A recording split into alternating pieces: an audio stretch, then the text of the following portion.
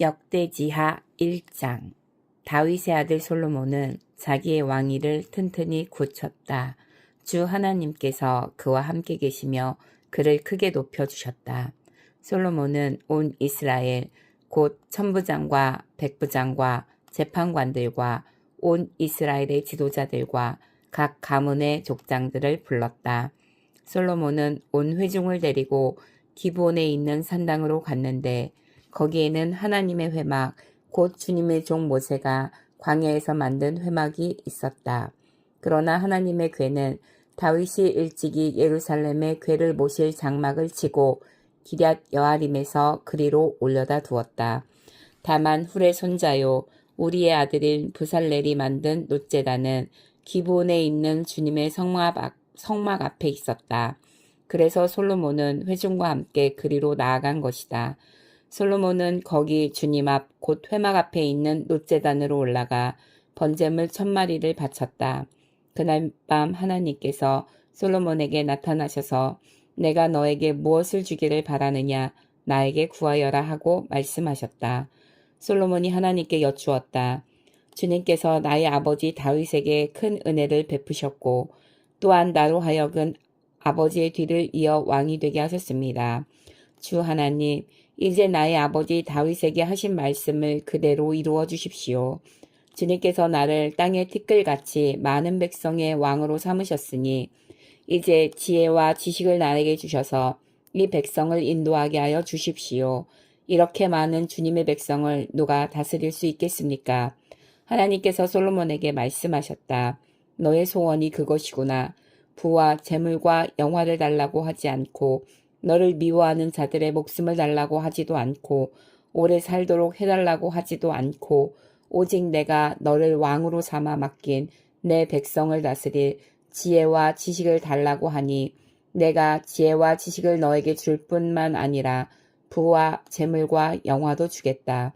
이런 왕은 내 앞에도 없었고 내 뒤에도 다시 없을 것이다. 그런 다음에 솔로몬은 기브온 산당에 있는 회막에서 떠나 예루살렘으로 돌아와서 이스라엘을 다스렸다. 솔로몬이 병거와 기병을 모으니 병거가 1400대, 기병이 12,000명에 이르렀다. 솔로몬은 그들을 병거 주둔성과 왕이 있는 예루살렘에다가 나누어 배치하였다. 왕의 덕분에 예루살렘에는 은과 금이 돌처럼 흔하였고 백향목은 세펠라 평원지대의 뽕나무만큼이나 많았다. 솔로몬은 말들을 이집트와 구해에서 수입하였는데 왕실 무역상들을 시켜 구해에서 사들였다. 병거도 이집트에서 사들였는데 값은 병거 한 대에 은 600세겔이고 말 한 필에 150세겔이었다. 그렇게 들여와서 그것을 헷 쪽의 모든 왕과 시리아 왕들에게 되팔기도 하였다. 2장. 솔로몬은 주님의 이름을 받들어 모실 성전과 자기의 궁전을 짓기로 작정하였다. 그래서 솔로몬은 짐꾼 7만 명, 산에서 돌을 떠낼 사람 8만 명, 그들을 감독할 사람 3,600명을 뽑았다.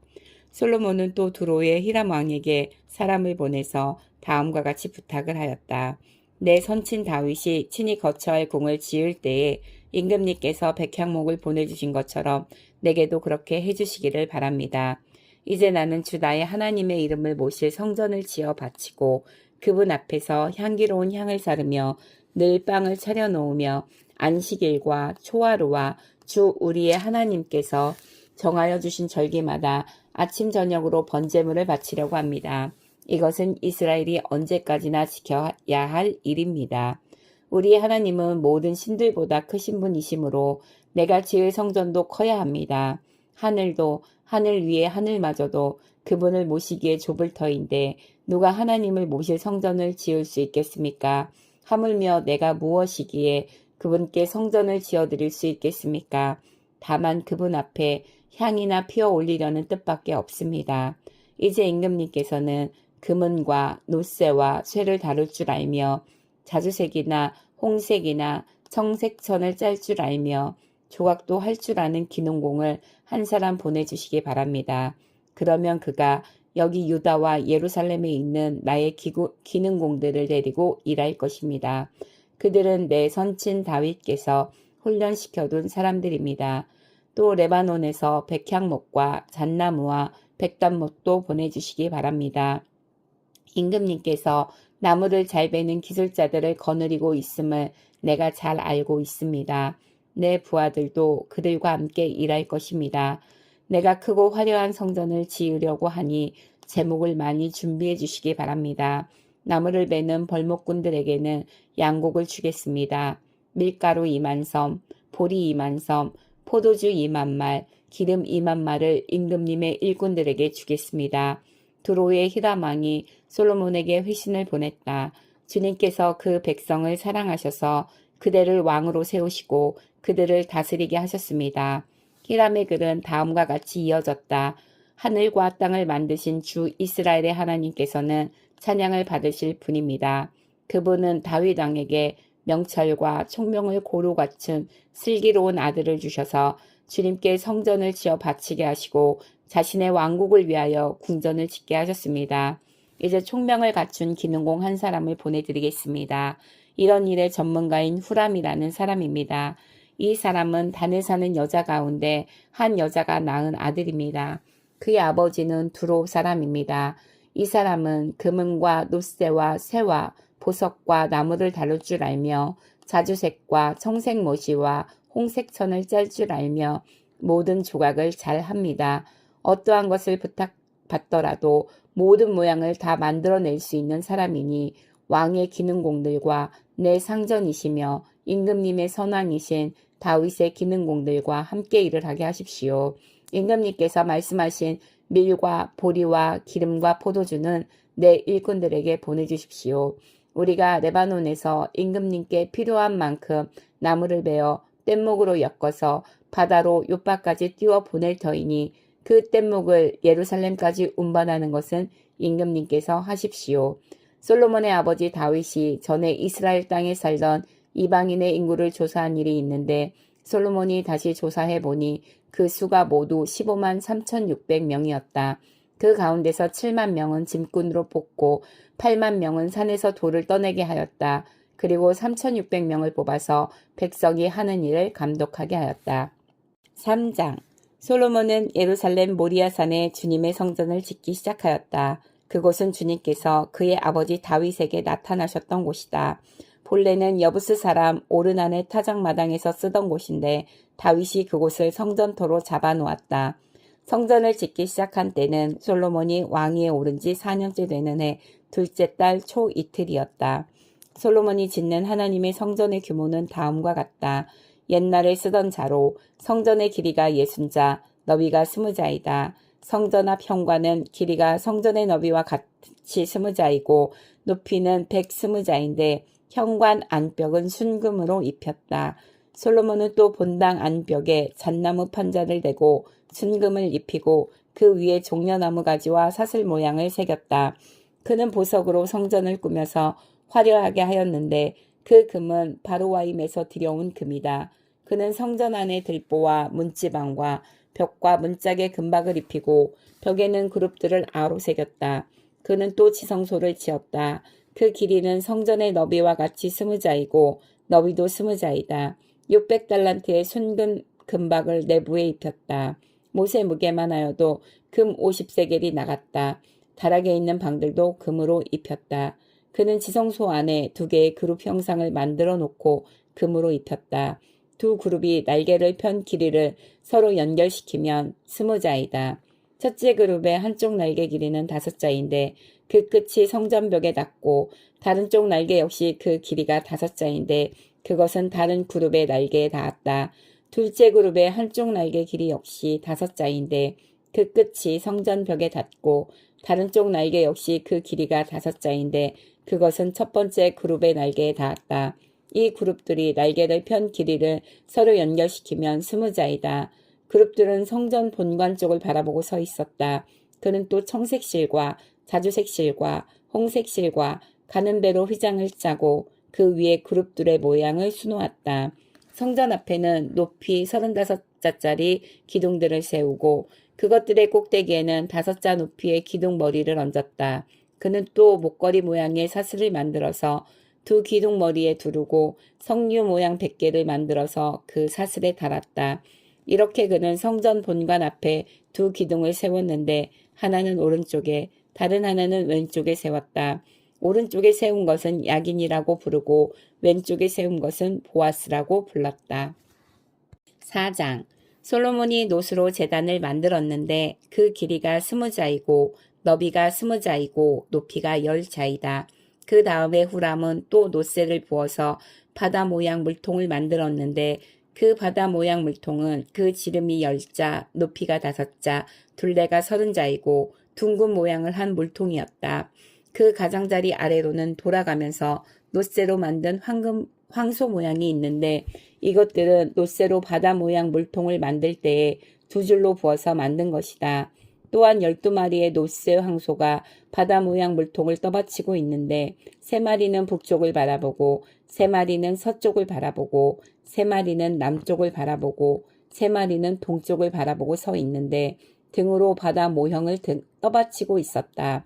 황소는 모두 엉덩이를 안쪽으로 향하고 있었다. 그 노새로 된 바다 모양 물통의 두께는 손 너비만 하였다. 그 테두리는 나리꽃 봉우리 모양으로 잔의 테두리처럼 둥글게 만들었다. 그 용량은 물을 3,000마일 정도 담을 수 있는 것이었다.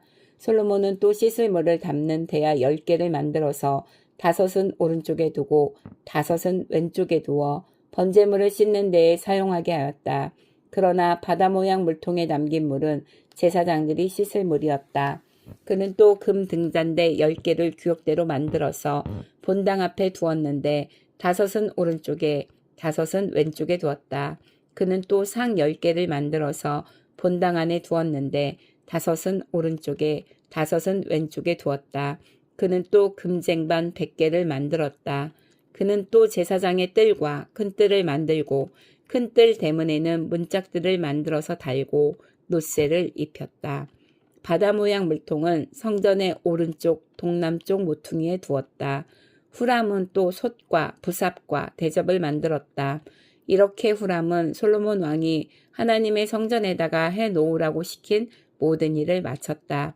그가 만든 것들은 기둥과 그 두 기둥 꼭대기에 얹은 둥근 공 모양을 한 기둥머리 둘과 그 두 기둥 꼭대기에 있는 공 모양을 한 기둥머리에 씌운 그물 2개와 기둥 꼭대기에 있는 공 모양을 한 기둥머리에 씌운 각 그물에다가 2줄로 장식한 석류 400개를 만들었다.